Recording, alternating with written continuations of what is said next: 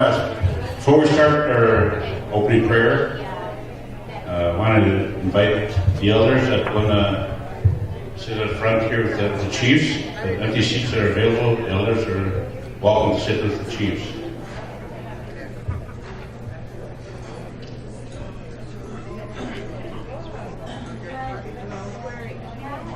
Sit at the front here with the chiefs. The empty seats.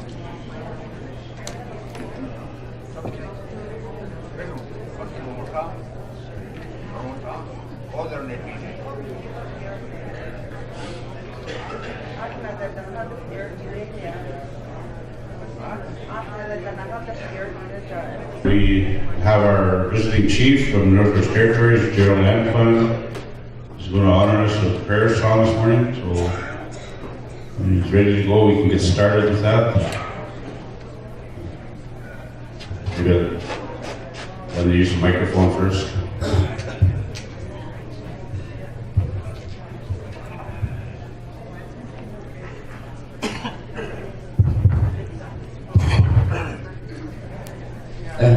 Masi, I'd like to ask you to help me make prayers.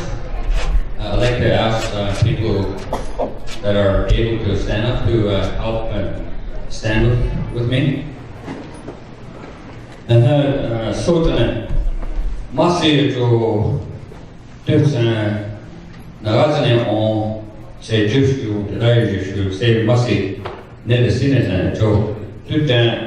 Nende talking, which was on good Condita C wasn't intense at Kenga, says a day, I don't good to the top, the say must be dead seen it. I'm really thankful to be here. When I'm really happy to be here in your territory. And I'm really happy to see that we're getting together about learning, about education, about our own way of learning, and really looking at what has been introduced to us about learning. Think about how we could really be ourselves and how we could be able to put the learning in the right path. So I'll just start. This is a hand drum that we have. It's all from the land. The frame is made out of birch tree. The hide is made out of caribou. And you have three strings that are attached in the back. One is for you. The second one is for other people. The fourth is about the land. So when you hold it together, that's our responsibility. And it's in a circle, life travels that way for all of us. And you have these two strings in the middle. It's to help us to be focused. So I just wanted to share a little bit of that. The other thing too is that I jumped when the mic got turned on, and I saw a lot of reaction like that, and I thought about what we went through. We went through to a point where we got scared. We're afraid to be ourselves. We're afraid to say things. We're afraid to look at people. We're afraid to think. And that's an impact that we have. And we all experience that. We need to let it go. So I have a song to help us to let that fear go. It's a song that my father-in-law, my late father-in-law, sings. And he has like everybody, we all have relationships. And his relationship is with which is the whiskey jack. You know, when you go out hunting is the first visitor that comes to you. And he's always looking for fat. So if you have fat, then you put a little fat for him. Yeah. But anyways, I sing a song for you. It's a song, his relationship with the Whiskey Jack, and he helps people. So it's a song that helps. So think for yourself.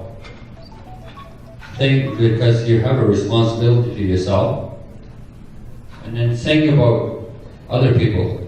We also need to do that. And think about the land. And all the things there is the learning that helps us to be on a journey as like in our area we call Dene. And you have your own way of saying that in your language. So let's come from there. Let's help me make prayer. Masih.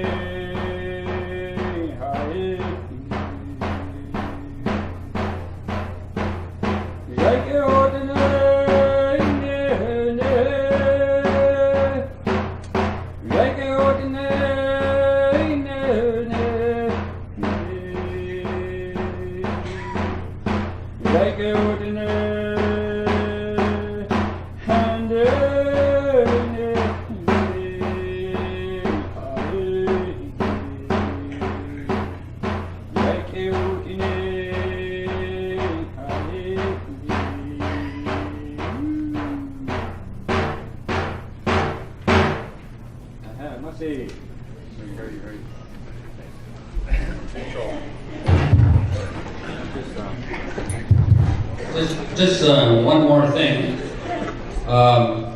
is that the Dene from downriver and the Cree from upriver, one time in our history we made peace, and I want to bring this up because it's about relationship.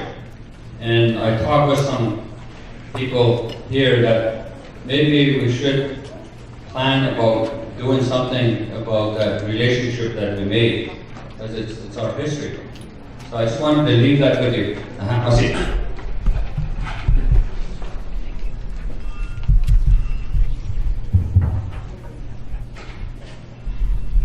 Thank you, Chief. Such a beautiful song. Gives us a chance to reflect on who we are as people. And it's important that we do that from time to time to ground ourselves and be able to look back and look at our communities, our families. You know, I think these songs really bring a lot of strength to the communities, and it's an honor to have you here to share a song with us. Thank you. So good morning again. I'm Tanya Capo. I'm from the Sturgeon Lake Cree Nation, and I'll be your co-chair again today with Grand Chief Steve Coudray. I wanted to just remind you of some stuff, a little bit of housekeeping things. Also let you know how the online stuff is going, and just share with you again some of the information I shared yesterday for anyone who might have missed it.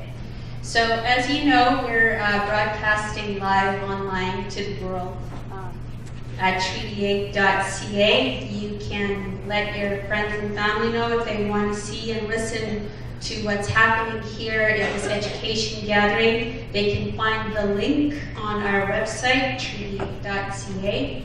Yesterday we had, at the most time, 209 viewers. So 209 people from around the world were watching, tuning in, and listening to what everyone is saying. We've had some good responses on social media. We have our Facebook page, Treaty 8 First Nations of Alberta. So if you're watching online, or even if you're here today and there's any comments you'd like to make and you're on Facebook, visit our Facebook page and you're welcome to make any comments or post any questions there. And if you're on Twitter, use the hashtag T8Education, and we'll sort of group the comments and conversations from there also. There's also an opportunity for anyone who's viewing online to give some input to what we're talking about today. There's a link on the website, on our Treaty 8 website, that says under recent updates. You can go there and find another link that says click here to join the conversation. So once you click there, you'll be directed to the document called Gathering on Education. And that's the same document that we're going to be using today in our discussions here. So if anyone at home online wants to participate that way, you can see the document that all of the sessions will be using today in their discussions about what education can be, should be for us as Treaty 8 people. And there's instructions there on who to send it to and how to send it. Basically send it to us by email. There's an email address there for Candace Willier. She'll be the one who'll be receiving any online responses to the Gathering on Education document. And there's no deadline to send it in by. Our work on education and improvements to it is always ongoing. So even if you leave here and you feel like you didn't have a chance to say something you wanted to say, you can still go to our website and provide more input through that avenue. So a couple of housekeeping things. Like I say, we're broadcasting live online, so if you don't want to be recorded in any way, please let us know. If you haven't turned your cell phones on to silent or off, please do so now. If you just registered to attend the conference here and you're not part of any of the groups as a registrant, such as Youth Advisory or Parent Advisory or Women's Advisory, take some time to decide which one you want to be a part of today, because this is a very important part of our meeting. Part of the process that we want to really start moving towards in Treaty 8, which is engaging our citizens and making you be a part of the conversation and direct how things happen for Treaty 8. There'll be some live streaming of some of the sessions today. I understand that the chief session will be live streamed this afternoon. I'm not clear yet or sure if any other sessions will be, but for sure anyone watching online can tune in and take a peek into how the chiefs converse with each other and what they have to say about education. So just taking a look at the agenda, just as a reminder that yesterday we ran out of time a little bit, so we moved one of the information sessions to this morning on the MOU. That will take place after Dr. Leroy Lilbert's presentation. We're a little bit behind schedule already, which is a little bit okay because he's still on his way. He's not here in the building yet, but he will be here shortly. So that'll give us some time to have a recap from yesterday. Just a reminder of what we talked about yesterday and who was here. And I'll ask Treaty 8 Director of Education, Dale Wasis, to provide the recap. Miu kiksepa minagihton kaskihtaika mamupaewa kahte kakmatamskahte kuhtawi on naskumau minauta kapinkamu kiksep kapinkamusta mage nantoista mage kivoje pite waseu numanegi ka kapakseimga tatikissikau wamba minagahkio exercise matamskahte minapego. Just welcome everyone back, and for those who are just joining us, welcome. And thanks to Jerry for the song this morning. The way I understand it is he called to our Father and all those that work for him to come and be with us. It's important to realize as First Nations people, this is a very important part of our life. We're a very spiritual people, and prayer is a very major component of our life. And one of the things I hope for is that whatever it is we create through this process, this education system, will reflect that, and that will continue to produce young people who will have a really good understanding of that part of our existence. So with that, I've been asked to kind of recap a little bit about yesterday, what happened yesterday. The intent basically was to give you information on what have we done to date in terms of trying to meet my mandate as a Director of Education and the people that I work with currently are the Education Commission members, and led by our portfolio chief, and of course the executive who kind of played in the background, kind of giving us guidance. I believe we've made as much effort as possible within education to keep as many of the stakeholders informed about where we're going. And I wanted to really take the opportunity we have with the leadership to update in terms of where are we at. As you recall, my mandate is to develop an education system for the Treaty 8 territory. When I went down this road when I first came, there had been a few before me who had that same responsibility. And looking back at the work that was done, there was a lot of work in terms of research, providing a base. And I think by the time I started hitting the communities and engaging the communities, one of the messages I got was, okay, enough already, Treaty 8, get on with business. Let's start doing something. And so with that in mind, we started to bring some stakeholders together. We developed the principles on education, which is the basis of the work that we've done. And they're all important, but the one that really sticks out for me is that Treaty 8 is a living document. And the other is that every nation is independent and autonomous. And ultimately, the Chief and Council are the authority within each of those nations. We see that reflected in the Indian Act, the legislation that gives that authority.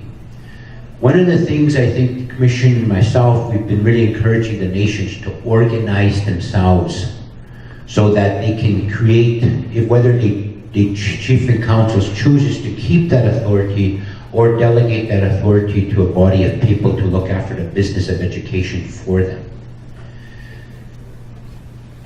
Keeping that in mind, we know that there's a lot of things happening politically. We know that there's a lot of activity from the federal government and the provincial government who trying to grapple that constitutional distinction that Chief Noski was talking about yesterday. There are two jurisdictions, and they exist because the Constitution of Canada, which is the supreme law, created that. The only other piece of legislation that really impacts how we do things on the reserve is the Indian Act. There are certain things as laws of common application, like the Criminal Code of Canada does apply. Traffic laws apply on reserve. But other than that, the education, within regards to education, the Alberta School Act does not apply on reserve. There are a lot of things we don't have on reserve. We don't have legislation. We don't have the same access right to education as Canadians or people from the province and to our visitor the territories. We don't have the same access right. That's why it's possible for a provincial school division, if we don't pay our tuition, can threaten us with, we're going to kick your kids, your kids can't come to this school anymore. They can say that. And we have story upon story about that discrepancy, that inequality. We heard from the United Nations saying that the rights of Indigenous people is based on equality, it's based on respect, it's supposed to be based on non-discrimination and racism. Yet we're continuously faced with this in our business. But it's not the province's fault that they don't have a jurisdiction on reserve education. And it's the Constitution, which is the supreme law of the land, dictates and outlines those differences. And that the ones who are responsible for us is the federal government. But the federal government is not an education provider, and the federal government is not in the business of education. They don't have a Ministry of Education. It just doesn't exist. So what is left for the Chief and Councils and the people on reserve to work with? Nothing. We identified yesterday there are some minimal standards that the funder, which in this case is INAC, stipulates. One is nominal roll. That's how most communities get the bulk of money in education. It comes through nominal roll. So depending on how many students are going to your on-reserve school, it's based on a formula. But all this is iffy. They can change that. It's based on policy. There is no legislation specific to education on reserve. There's a void. There's nothing. We also tried to illustrate yesterday that the province has a school act, it has legislation. The province has the Alberta School Board Association. The province has the Alberta Teachers Association. The province has the College of Superintendents. The college has organizations for principals. On reserve, nothing. We don't have that. We're not organized that way. So the onus now in what the approach that's been taken is that, one, we have those options. Status quo, leave things, don't change nothing, to assimilate into the the province and give it to them to run, or one is to create. From the discussions we hear, we want our own language in our curriculum, we want our own teachers, we want our own processes, we want all these things. To achieve that, if that's really what we want, then we have to take, as I say, the bull by the horn and do it ourselves. That means working within the constructs that are there. The government spends lots of time in trying to get us get together, aggregate, and then incorporate your society. Well, just that alone is another act of inequality, because provincial school jurisdictions, school boards do not work under a society's act. That's the difference. So, as we move forward, we've been doing a lot of different things, and we wanted to sort of show you. So we brought in some of our partners to kind of talk about what are some of the things we're doing to try to get Treaty 8 into a position where they can create their own. And that's been the whole process, is to set our Treaty 8 up into a place based on that model, based on those principles, based on what we say we need to do. Regardless if the community has a school on their reserve or not, we still have the responsibility of education. We say that education is lifelong. A lot of the work that's being done centers on K-12 education. We still have to have those discussions of how are we going to make it lifelong. So we talk about early childhood development and post-secondary coming into that picture. There's a lot of discussions that need to take place yet. So a lot of the things that we put in motion are sitting there waiting for endorsement, waiting to move forward as we set the plan. So with that, we're trying to yesterday show you what we've done to date in setting up Treaty 8 to actually have their own education system. Developing a system brings into play many different components. One is governance, one is standards, one is, how are things going to work? Where we're at now is standards, because we have no standards. We're talking about trying to, I'm hoping that our leadership will go back to the Prime Minister Trudeau and say, we need legislation. We need statutory funding based on Canada's statutory rate. We need that.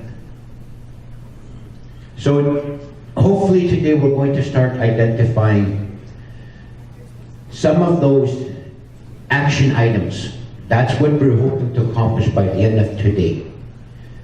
What are some of those action items, and who's going to be responsible for carrying out those actions? So we've got our youth group here, our parent group, we've got our leadership, we've got our administration, we've got our elders to say, this is what we need. And then we're going to figure out how are we going to do that. We're in that place where now we're saying, what does that curriculum, our curriculum, look like? Kigwa magawix naman yan. Kigwa magaypokse mo yan. Kitsoasims nagtuskay no. Kaksnamat. Awina. Who's going to teach that? Those are the discussions for today. And hopefully with that, we'll be able to move forward in trying to put that system into place. We're creating.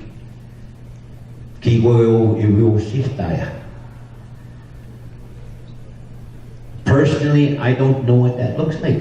I don't know what it is.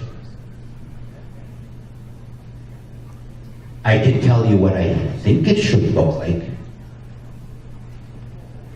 But some of the things we have heard says our children need to know their language. Our children need to know about the land. Our children need to know about our stories. The current education system doesn't give us that. But we also know that our people say, but we want our children to be able to enter into the workforce, that they should have good quality of life, and that they should be able to participate in the global economy and function anywhere in the world. So how do we do all of that? And that's kind of where we're going with everything that we're doing. Yesterday we introduced some of the partners. There are more.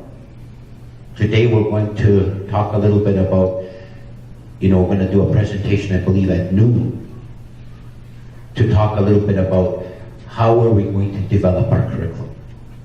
I believe we found a way, a mechanism to start really developing our own curriculum. And I want to be able to introduce that today. So there's a lot of things happening. As I said yesterday, I told people the train has left the station, it's moving. All that, where we're at now is who wants to come along for a ride. And most people like University of Calgary, the Canadian Accreditation Council of Canada, the industry folks we've talked to, they all want to get on a train. They all realize there needs to be something. Even Albertans are saying their system isn't doing what it wants to do. It should do. Everyone's looking for an answer. And so I think we're exercising our treaty rights, our inherent rights, by doing something. So so that's kind of where we're at. And again, if there's more questions, and we'll be around, my staff's around. Again, hopefully we'll have more time to be able to answer some of these questions. But in terms of where are we at right now, where we're at is we're going to start creating. We're going to start putting those things together. And we're going to see where it ends up. What I tried to do is put all those pieces and mechanisms together so we can be successful. Excellent.